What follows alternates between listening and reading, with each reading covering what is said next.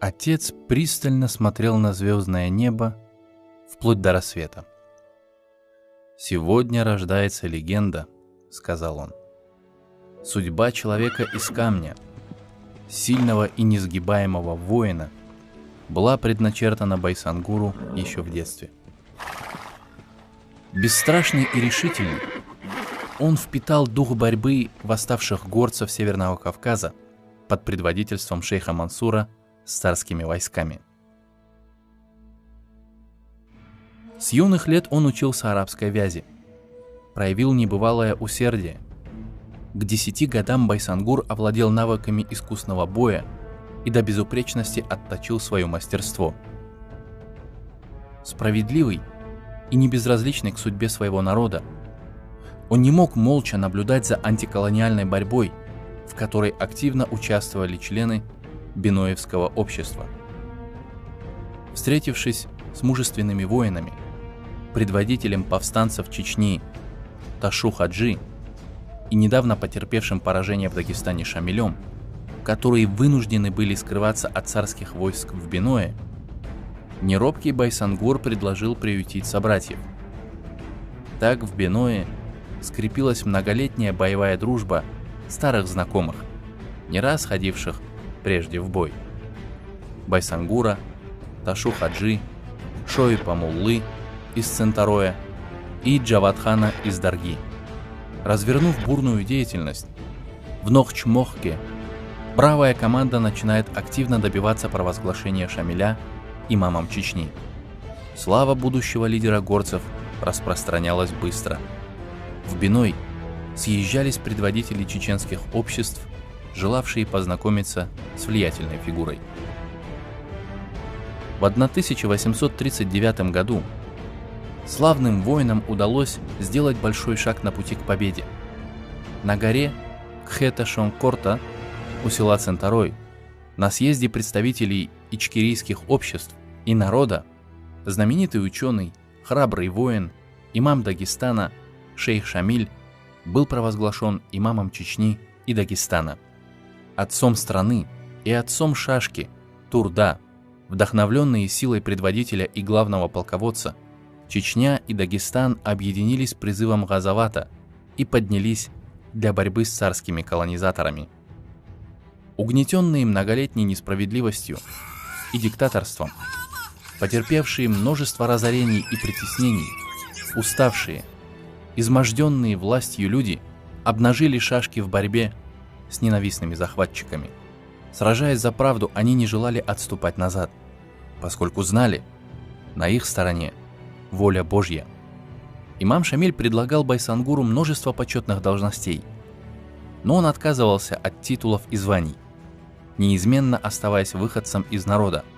Он не поддерживал идею всякой власти над людьми. Шамиль и его окружение отдавали дань уважения мужественному лидеру бинойцев. Байсангур – человек из камня. Так о нем отзывался имам. Ведя отряд горцев под своим знаменем, Байсангур участвует во многих сражениях. Бравые воины громят многочисленные войска графа Воронцова. Испугавшись силы повстанцев, царские генералы целых 14 лет не решались заходить на территорию Ичкерии. Но победы давались немалой ценой. В боях Байсангур лишился руки и потерял глаз. «Чтобы застрелить дичь, охотнику и одного глаза достаточно», — говорил нерушимый Байсангур. В 1847 году, когда царские войска осадили аул Гергебель в Горном Дагестане, одноглазый и однорукий Байсангур со своим верным отрядом защищает участок обороны в районе садов. Брошенное царскими солдатами пушечное ядро отрывает 53-летнему чеченскому наибу ногу. В сумерках истекающего кровью и потерявшего сознание Байсангура подбирают царские солдаты.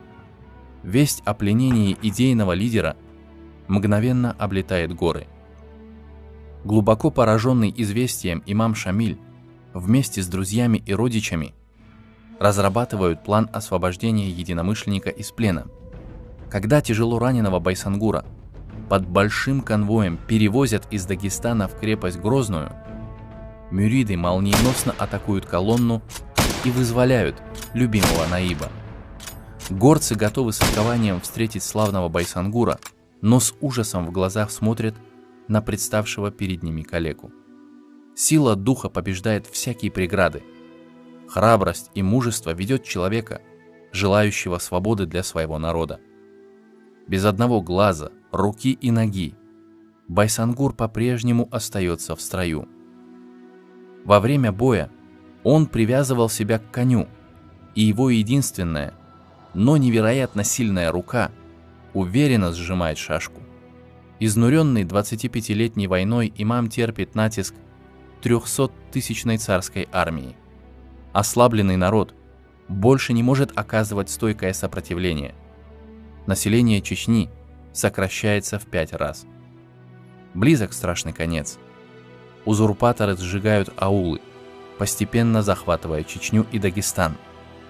Шамиль вынужден покинуть Чечню, а вскоре к нему в Горный Дагестан отправляется Байсангур со своим отрядом. Долго не покорявшийся захватчиком Биной сожжен. Байсангур и Шамиль вместе с 400 воинами и 3 пушками оказались окруженными царскими войсками на горе Гуниб. К Байсангуру прибывал вражеский гонец с посланием: «Сдавайтесь, вы окружены. Вам никуда не деться. Крепость осаждена тройным кольцом». Но бесстрашный воин вспомнил аят из священного Корана. Люди сказали им: «Народ собрался против вас, побойтесь же их». Однако это лишь приумножило их веру, и они сказали: «Нам достаточно Аллаха». И как прекрасен этот попечитель и хранитель.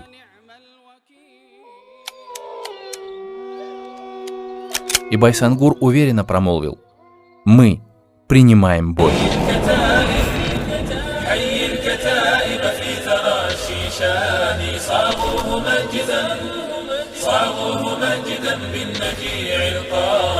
ركزوا علىها من رواسي راية خفاقة نسجت من الأكفان نقشوا على صلب الصخور رواية تروي بطولتهم على الثقلان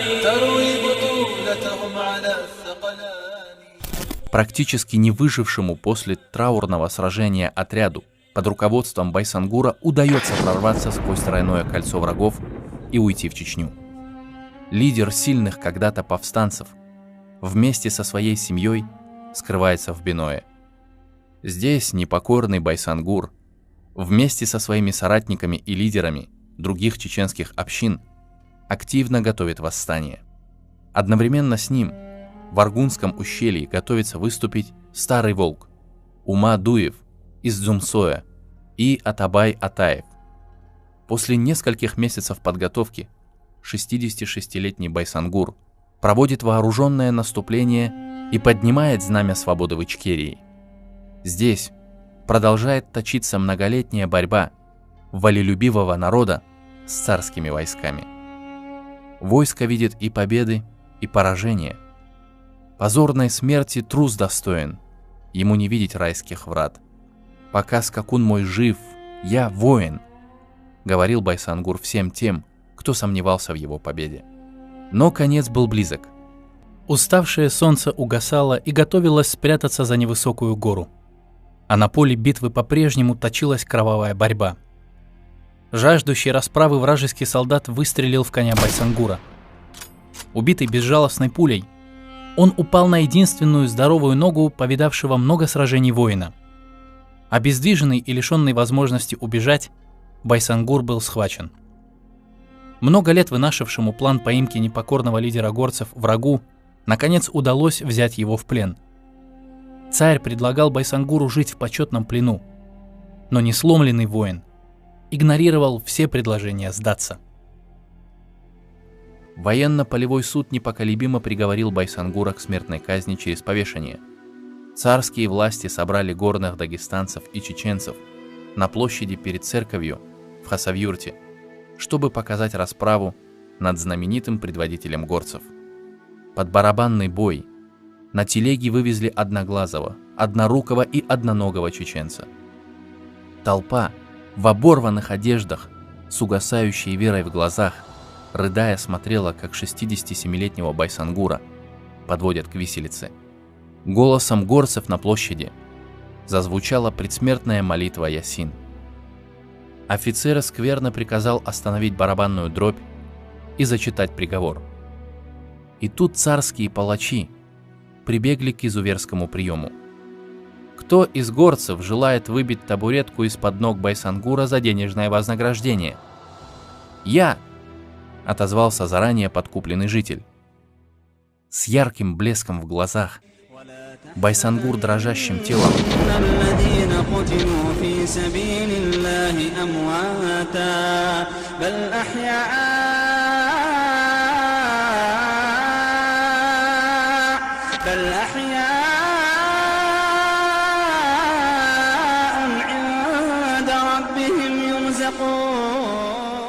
над застывшей толпой пронесся возглас ужаса и скорби. Мужчины вытирали слезы. Души горцев от боли кричат. Слышит Родина, дети страдают. Только трусы бесславно молчат, когда братья за них умирают. Градом хлынули слезы из глаз, с уст мужей громогласно слетает. Ты боролся с врагами за нас, мы идею твою не оставим. Сможем мы удержаться в седле, шашки вверх поднимая в походе. На прекрасной чеченской земле заживем в долгожданной свободе.